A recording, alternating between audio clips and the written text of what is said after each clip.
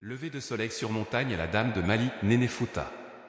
Perchée à 1500 mètres d'altitude sur le mont Loura, la Dame de Mali est une formation géologique naturelle façonnée par l'érosion éolienne. Elle représente le profil d'une femme majestueuse, drapée dans un pagne, veillant silencieusement sur les vallées environnantes du Fouta Djallon. Sa silhouette est visible depuis le village de Dongol Loura, attirant les regards des visiteurs et des habitants.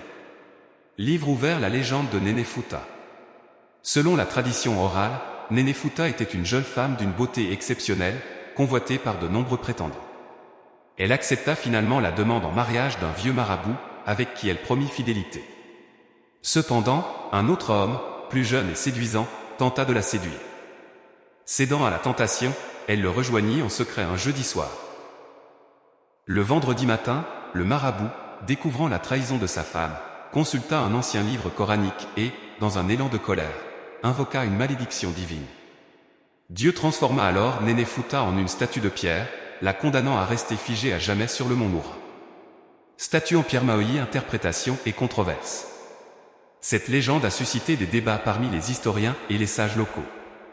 Certains estiment qu'elle dévalorise l'image de la femme Peul, en la présentant comme infidèle et pécheresse.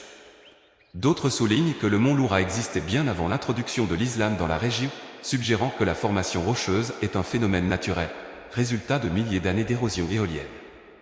Globe sur la zone Europe-Amérique, un site touristique incontournable. Aujourd'hui, la Dame de Mali est un site touristique majeur en Guinée, attirant les visiteurs par sa beauté naturelle et son histoire fascinante.